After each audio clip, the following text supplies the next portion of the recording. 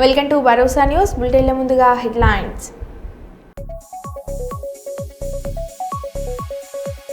హైదర్నగర్ గ్రామంలో గత 3 రోజులుగా రెక్కీ నిర్వహించిన సుధీర్ అనే బీటెక్ విద్యార్థి.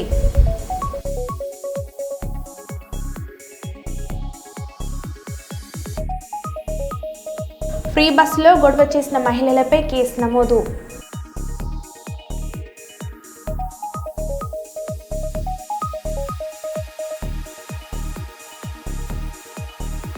కలుషిత నీరు తాగి విద్యార్థులు అస్వస్థతకు గురైన సంఘటనలో ట్విస్ట్.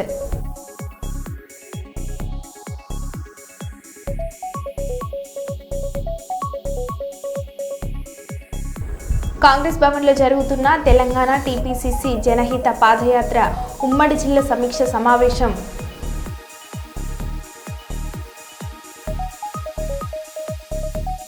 యూరియా కొరతపై పెద్దపల్లి ఎమ్మెల్యే మీడియా సమావేశం.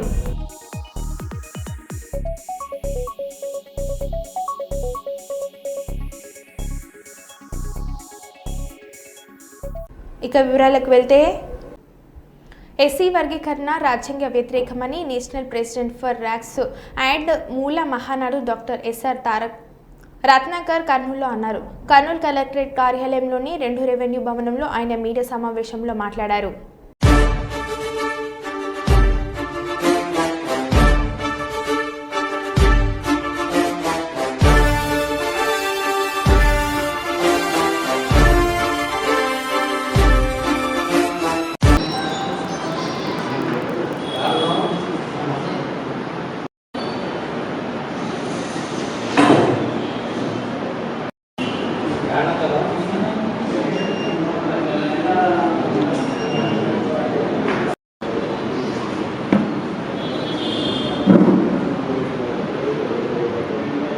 ఎవరైనా కింద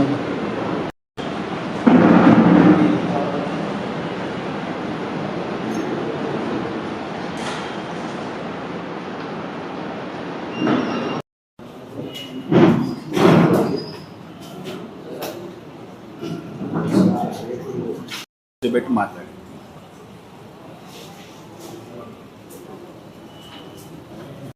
ముందుకు వెళ్ళట్లేదు కాబట్టి ప్రస్తుతానికి ఒక మెసేజ్ ఇద్దామనేటటువంటి ఉద్దేశంతో వాళ్ళందరినీ పిలిచి తెలుగు రాష్ట్రాల్లో ఉన్నటువంటి మాల సోదరులారా, బంధువులారా, మిత్రులారా, ఎస్సీ వర్గీకరణ పేరుతో అన్ని రాజకీయ పార్టీలు మాల సామాజిక వర్గంపై కుట్ర చేస్తూ ఉన్నాయి. మిత్రులారా, ఈ తెలుగు రాష్ట్రాల్లో మాల సామాజిక వర్గం ఉందా సచ్చిందా అని చెప్పేసి మిగతా వర్గాలు పార్టీలు అనుకుంటా ఉన్నాయి. మిత్రులారా, ఎస్సీ వర్గీకరణ పేరుతో మనకి యాక్చువల్గా ఇన్ రియల్ టర్మ్స్ ఎస్సీ వర్గీకరణ పేరుతో మనకి ఇచ్చేది 100లో 4 మిత్రులారా. కాబట్టి ఈనాటికి కూడా పల్లెల్లో 96% ఆఫ్ ఎస్సీస్ ఈనాటికి కూడా పేదరికంలోనే మునిగిపోతా ఉన్నారు. ఈ 100లో 4 ఇచ్చే ఈ సీట్లను అపూర్వ సహోదరులు మరి గురు శిష్యులైనటువంటి చంద్రబాబు నాయుడు, రేవంత్ రెడ్డి తెలుగు రాష్ట్రాల్లో ఎస్సీ లిస్టులో ఉన్నటువంటి 59 కులాలకు సమంగా పంచుతాడు. మిత్రులారా, మోడీ సార్ అయితే దేశవ్యాప్తంగా ఉన్నటువంటి ఎస్సీ లిస్టులో 1108 ఎస్సీ కులాలకు 100లో 4 ఇచ్చే ఈ సీట్లను సమంగా పంచుతాడట. ఇదే ఎస్సీ వర్గీకరణ సబ్ క్లాసిఫికేషన్ అంటే. మిత్రులారా, ఇది ఎలా సాధ్యమని చెప్పేసి ఈ సందర్భంగా మోడీ గారిని, తెలుగు రాష్ట్రాల ముఖ్యమంత్రిని ప్రశ్నిస్తా ఉన్నాను. అలాగే ఈ ఎస్సీ సబ్ క్లాసిఫికేషన్కి సపోర్ట్ చేసేటటువంటి రాజకీయ పార్టీలన్నింటినీ కూడా ప్రశ్నిస్తా ఉన్నాను. అన్ని రాష్ట్రాల్లో ఉన్నటువంటి దళిత సోదరులారా, ఇది చాలా పెద్ద రాజకీయ కుట్ర. మిత్రులారా, ఇటువంటిది అంబేద్కర్ బ్రతుకున్నప్పుడు కానీ, అలాగే మన తాత ముత్తాతలు బతుకున్నప్పుడు కానీ దళిత కమ్యూనిటీపై ఇటువంటి కుట్ర జరగలేదు. మిత్రులారా, కాబట్టి ఇకనైనా సరే శాంతియుతంగా పోరాడదాం రండి. మరి ఎలక్షన్లో ఇచ్చినటువంటి హామీస్ అన్నీ కూడా చంద్రబాబు నాయుడు, రేవంత్ రెడ్డి పక్కన పెట్టి మరి ఎస్సీ వర్గీకరణ అంశాన్ని ముందుకు తెరపైకి తీసుకురావడం జరిగింది. మిత్రులారా, కాబట్టి ఇది కుట్రపూరితం. ఎస్సీ లిస్టులో ఉన్నటువంటి మిగతా కులాలకు న్యాయం చేసేటటువంటి ప్రక్రియ కాదు. మిత్రులారా, దళితులంతా కలిసి ఉంటే, దళితులందరూ యూనిటీగా ఉంటే రాజ్యాధికారం వైపు కన్నెత్తి చూసేటటువంటి అవకాశం ఉంది. కాబట్టి ఈ ఎస్సీ వర్గీకరణని మోడీ గారు తెరపైకి తీసుకురావడం జరిగింది. మిత్రులారా, మరి ముఖ్యంగా ఎస్సీస్ అనేది దేశం మొత్తానికి సంబంధించినటువంటి సబ్జెక్ట్. ఎస్సీస్ అనేది కాన్స్టిట్యూషన్కి సంబంధించినటువంటి మ్యాటర్. మిత్రులారా, దేశం మొత్తం మీద ఓవరాల్గా అన్ని విషయాల్లోని డామినేషన్ మాదిగ సోదరులే. వ్యక్తిగతంగా కానీ సంస్థ పరంగా కానీ మాదిగ సోదరులకు వ్యతిరేకం కాదు. మిత్రులారా, ఓవరాల్ డామినేషన్ అనేది ఈ దేశం మొత్తాన్ని యూనిట్గా తీసుకుంటే మాదిగ సోదరులే. మిత్రులారా, ఒక్క తెలుగు రాష్ట్రాల్లోనే మాల సోదరులు ఒక స్టెప్ ముందున్నమాట నిజమే. మాయావతి గారు కానీ, కాన్సీరామ్ కానీ, ex chief minister of Punjab మరి చరణ్జీత్ సింగ్ చన్నీ కానీ, Jagannath Pahadia ex chief minister of Rajasthan కానీ, Ram Sudhakar Das ex chief minister of Bihar కానీ, సుశీల్ కుమార్ షిండే కానీ, బాబు జగజ్జీవన్ రావు కానీ, మరి మీరా కుమార్ గారు కానీ అందరూ మాదిగ సోదరులే మిత్రులారా. యా ఆరిస్తాన్ నహీ హై చమర్స్తాన్ అన్నారు కాంశీరామ్ గారు. ఇది మాదిగల దేశం అన్నారు. ఈ దేశంలో మొట్టమొదటిసారిగా దళిత కమ్యూనిటీకి సంబంధించి స్వతంత్రంగా రాజకీయ పార్టీని ఏర్పాటు చేసి స్వతంత్ర రాజ్యాధికారాన్ని పొందినటువంటి పార్టీ ఏదైనా ఉందంటే మాదిగ సోదరులే, బీఎస్పీ మిత్రులారా. చెన్నూరు పట్టణంలోని ఎస్బీఐ బ్యాంక్ బ్రాంచ్ నెంబర్ 2లో అవకతవకలు జరిగినట్లుగా బ్యాంక్ అధికారులు గుర్తించారు. బ్యాంక్ లాకర్ల నుండి 12,61,00,000 రూపాయలు విలువ చేసే బంగారం, అలాగే 1,10,27,617 రూపాయల నగదు మిస్ అయినట్లుగా బ్యాంక్ అధికారులు గుర్తించారు. ప్రధాన నిందితుడిగా ఉన్న బ్యాంక్ క్యాషియర్ నగ్రే రవీందర్ ప్రస్తుతం పరారీలో ఉన్నాడు. బ్యాంక్ అధికారులు ఇచ్చిన ఫిర్యాదు మేరకు విచారణ జరుపుతున్నామని సీఐ దేవేందర్ పేర్కొన్నారు. ఖాతాదారులు ఎవరు కూడా భయభ్రాంతులకు గురికావద్దని క్లూస్ టీం సహాయంతో అన్ని కోణాల్లో విచారణ చేసి వీలైనంత త్వరగా నిందితులను పట్టుకుంటామని సీఐ తెలిపారు. లక్షల విలువ గల బంగారం, 1,10,00,000 విలువ గల నగదు క్యాష్ మిస్ అయినట్టుగా వాళ్ళు కంప్లైంట్లో నమోదు చేయడం జరిగింది. దానికి సంబంధించి కేసు నమోదు చేసి దర్యాప్తు చేపట్టాము. ఇందులో ప్రధాన నిందితుడు వాళ్ళ ఎస్బీఐలో పనిచేసే రవీందర్, క్యాషియర్గా పనిచేసే రవీందర్. అతని ఆధీనంలో నుంచి వెళ్ళి పోయినట్టు అతను కూడా పరారీలో ఉన్నాడు. అతని ఆధీనం నుంచి మిస్ అవ్వడం జరిగింది. ఇదని గురించి మేము సెర్చ్ ఆపరేషన్ చేస్తున్నాము. మా పై అధికారులు కూడా ఆదేశం ప్రకారం కొన్ని టీమ్స్ ఏర్పడేసి ప్రధాన నిందితుడిని పట్టుకోవడానికి మేము సెర్చ్ చేస్తున్నాము. త్వరలో అతడు దొరుకుతాడు. పట్టుకున్న వెంటనే అతను దొరికినట్లయితే పూర్తి సమాచారం అనేది దొరుకుతుంది. తద్వారా ఈ బంగారం అంతా కూడా ఎక్కడ పెట్టినది కూడా అతని ఆధారం ఉన్నట్టుగా తెలుస్తుంది. దొరకబట్టేసి అందరికీ, ఈ ఖాతాదారులందరికీ కూడా, ఖాతాదారులు ఎవరు కూడా టెన్షన్ పడాల్సిన అవసరం లేదు. ఎందుకంటే కేసు నమోదు చేసినాం. తర్వాత నిందితులు ఎవరో కూడా తెలుసు. కాబట్టి ఎక్కడ ఉంటుందనేది అతను దొరికినట్లయితే మా తరపు నుంచి వెళ్ళి రికవరీ చేయడానికి మేము 100% ప్రయత్నం చేసి తగిన శిక్ష పడాలని ప్రయత్నం చేస్తాం. ఇప్పటివరకు ఎవరైనా నిందితులను అదుపులో తీసుకున్నారా సార్? నిందితులను అనుమానితులు ఉన్న వాళ్ళని అయితే ఇప్పుడు తీసుకురావాలి. ఈరోజు కేసు నమోదు చేయడం జరిగింది. దీని తర్వాత ఫర్దర్ ఇన్వెస్టిగేషన్లో మేము ఏమేమి చేయాలనేది ఒక ప్లాన్ చేస్తున్నాం. ఇందులో ఎంతమంది పాల్గొన్నారు? 10 మందిని కేసు నమోదు చేయడం జరిగింది. 10 మంది పైన. అందులో ప్రధాన నిందితులు వచ్చేసి క్యాషియర్ రవీందర్, ఇంకొక 9 మంది వాళ్ళ వేరే అకౌంట్ నుంచి వెళ్ళి ట్రాన్స్ఫర్స్ అయినట్టు కనబడుతుంది. అందులో ఇన్వెస్టిగేషన్ స్టార్ట్ చేస్తే దర్యాప్తులో పూర్తి ఆధారాలతో పాటు పూర్తి సమాచారం తెలుస్తుంది. ఇలా ఎక్కడ ఉన్నారు సార్? 9 మంది. కొంతమంది జైపూర్ నుంచి వెళ్ళినారు, రకరకాల విలేజ్ నుంచి ఉన్నారు. ఆ అకౌంట్స్ అన్ని కూడా ఇప్పుడు వెరిఫై చేస్తే కానీ మాకు దాని ద్వారా దర్యాప్తులో పూర్తి నివేదిక ఇస్తాం. ఏ కోణాలలో దర్యాప్తు చేస్తున్నారు సార్? ఇదంతా కూడా అకౌంట్ ద్వారా జరిగింది కాబట్టి కొంచెం టెక్నికల్గా పనిపడుతుంది. ఇదంతా కూడా మేము అకౌంట్స్ అన్నీ కూడా తీసేసి టెక్నికల్గా వీటన్నిటిని కూడా ఇన్వెస్టిగేషన్ దర్యాప్తులో తీసుకొస్తామని చేస్తాం. వేగవంతంగా ఇళ్లను నిర్మించుకునేలా లబ్ధిదారులను మోటివేట్ చేయాలని జిల్లా కలెక్టర్ పి రంజిత్ బాషా ఎంపీడీఓ హౌసింగ్ ఈఏలను ఆదేశించారు. శనివారం గూడూరు మండలం నాగాలాపురం గ్రామంలో ఉన్న హౌసింగ్ లేఅవుట్ను పరిశీలించి లబ్ధిదారులతో జిల్లా కలెక్టర్ సంభాషించారు. ఈ సందర్భంగా జిల్లా కలెక్టర్ హౌసింగ్ లేఅవుట్ను పరిశీలిస్తూ జయలక్ష్మి, శివయ్య అనే లబ్ధిదారులతో మాట్లాడారు.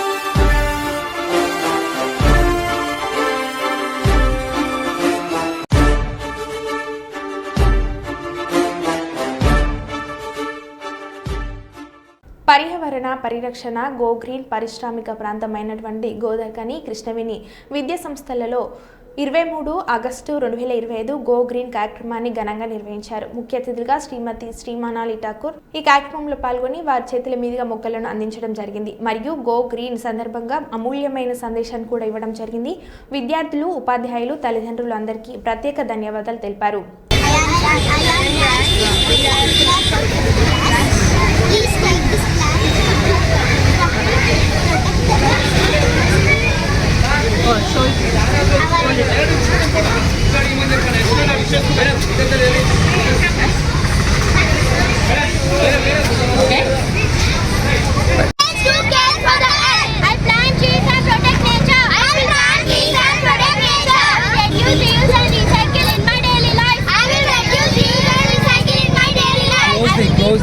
వాయిస్ రావాలి.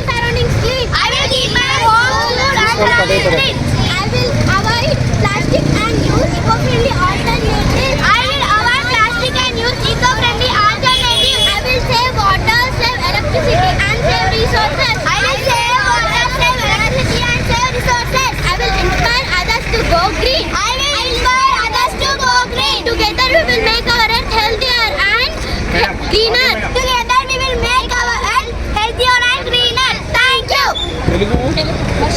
స్వర్ణాంధ్ర స్వచ్ఛాంధ్ర కార్యక్రమంలో భాగంగా నాగలాపురం గ్రామ శివార్ల నుండి సుంఖలమ్మ గుడి వరకు నిర్వహించిన వర్షాకాల పరిశుభ్రత అనే థీమ్ ర్యాలీ కార్యక్రమంలో పాల్గొన్న జిల్లా కలెక్టర్ పి రంజిత్ బాషా అనంతరం సుంకులమ్మ గుడి ప్రాంగణంలో మొక్కలు నాటి అక్కడే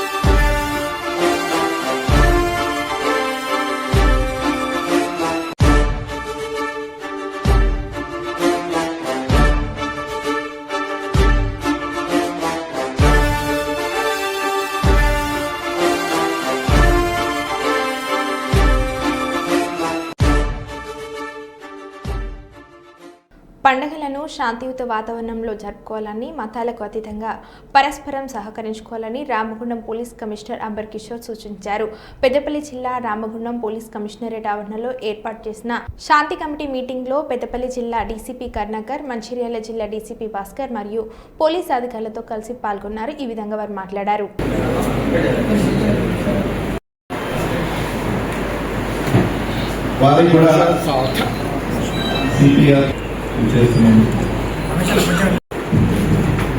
అధిష్టాన పోలీస్ రామగుండం సార్కి, అదేవిధంగా మనం పండుగను చాలా సంతోషకరంగా జరుపుకోవాలి. దానికి కావచ్చు, ఇంకా ఎవరైనా కావచ్చు, ఇలాంటి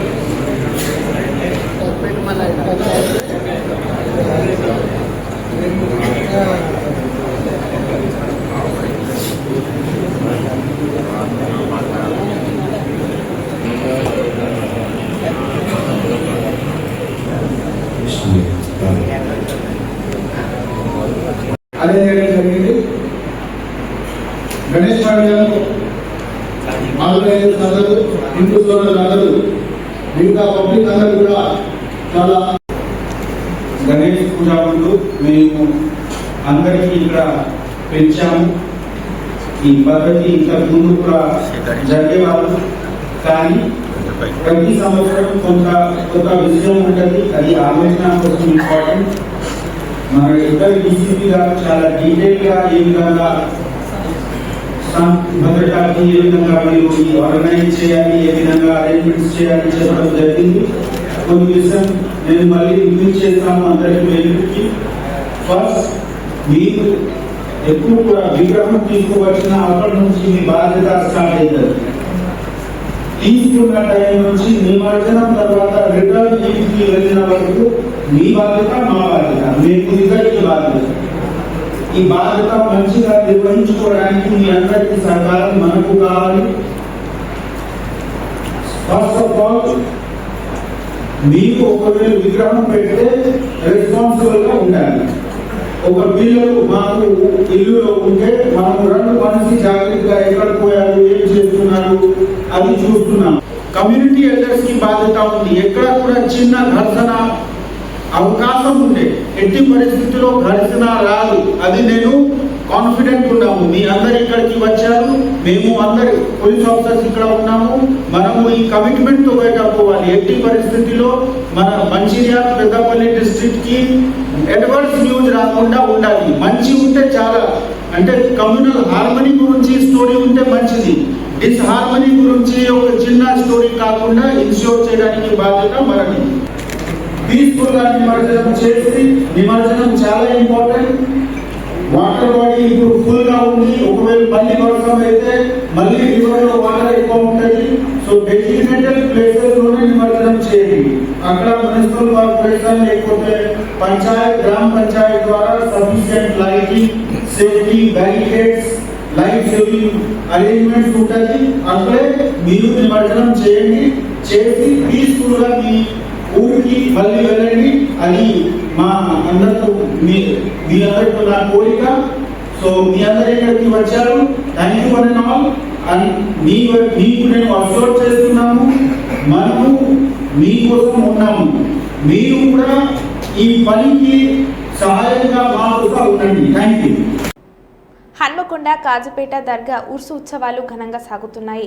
సయ్యద్ అఫ్జల్ బియాబానీ దర్గా ఉర్సు ఉత్సవాలలో భాగంగా శుక్రవారం హన్మకొండ జిల్లా కలెక్టర్ స్నేహ శబరీష్, అదనపు కలెక్టర్ వెంకటరెడ్డి ఇతర అధికారులు దర్శించుకున్నారు. దర్గాలో పలువురు ముస్లిం పెద్దలతో కలిసి జిల్లా కలెక్టర్, అదనపు కలెక్టర్ అధికారులు ప్రత్యేక ప్రార్థనలో పాల్గొన్నారు.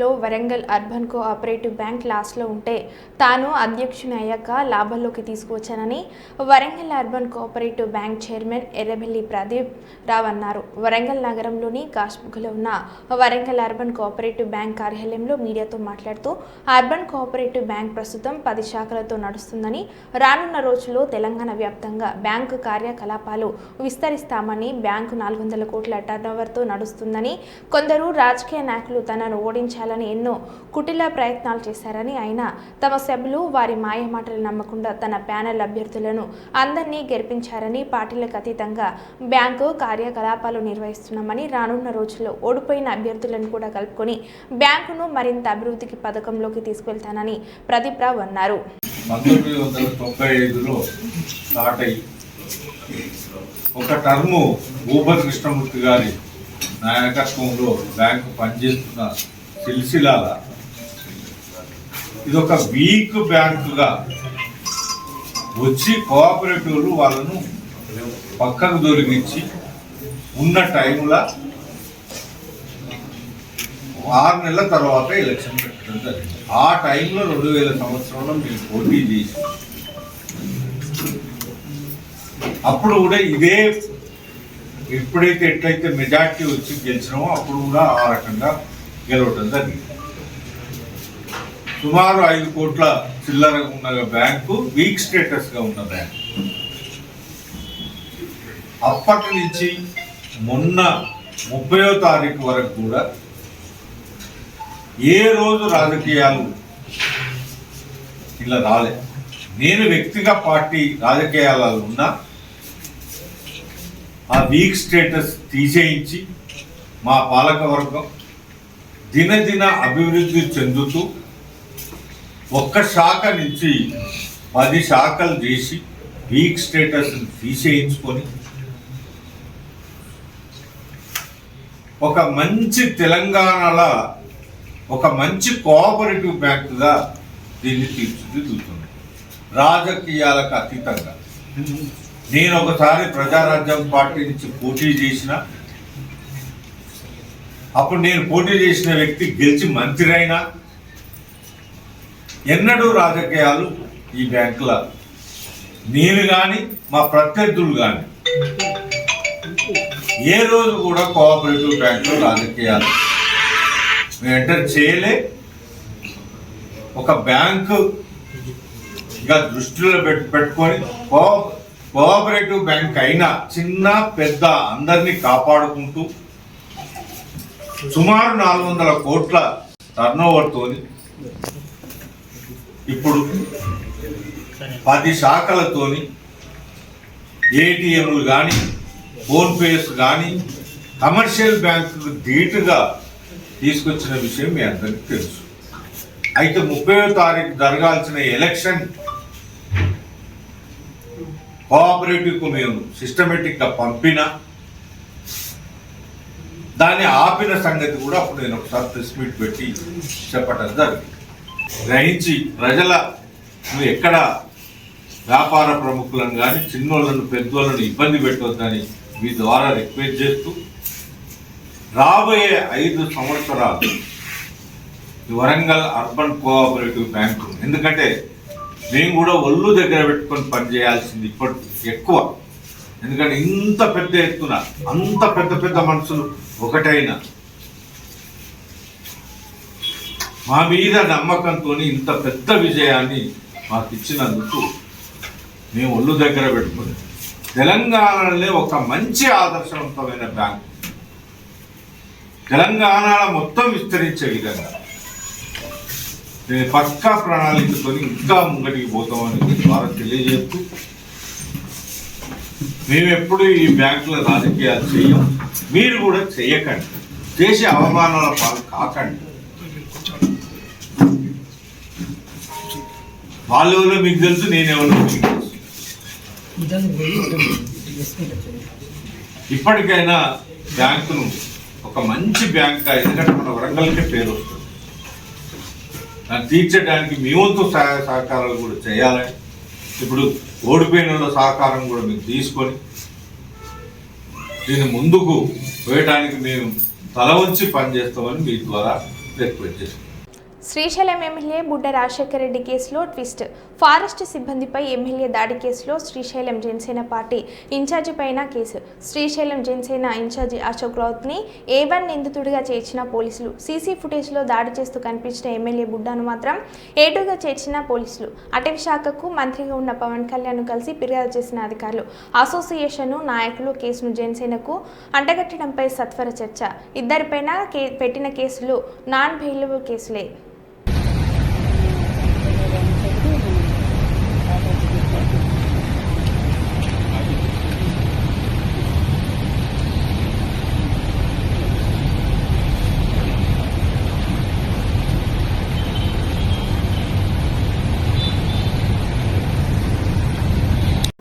మరో బులెటిన్లో మళ్ళీ కలుద్దాం. Stay tune.